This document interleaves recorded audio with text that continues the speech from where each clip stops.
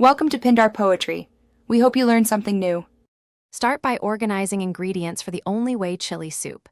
Use 1 lb lean ground beef, 1 28-ounce can crushed tomatoes, and 1 15-ounce can kidney beans. Measure 2 tablespoons chili powder, 1 teaspoon salt, and 1 teaspoon cumin before you start so seasoning is consistent.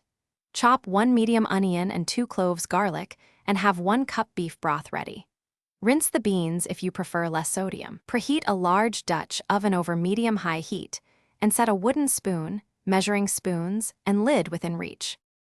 Brown the beef for 5 to 7 minutes until no longer pink, breaking it into small pieces and draining excess fat if needed.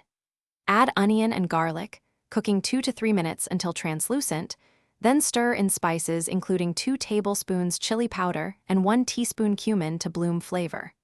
Pour 1 cup beef broth and the crushed tomatoes, then add the drained kidney beans and salt. Reduce heat to low and simmer gently for 30 minutes to meld flavors, stirring occasionally and skimming foam so the liquid stays clear and rich. Taste and adjust with 1 teaspoon sugar, 1 teaspoon vinegar, or more salt to balance flavor. Acidity and a touch of sweetness lift the soup. Serve hot with toppings like shredded cheese, 1/4 cup sour cream per bowl if desired, and chopped cilantro or sliced scallions for brightness. For a smoky option, drizzle 1 teaspoon chipotle in adobo. Cool to room temperature before storing. Refrigerate in airtight containers up to 4 days or freeze up to 3 months. Reheat gently on low while stirring to preserve texture. Thanks for watching. Consider subscribing if we helped you.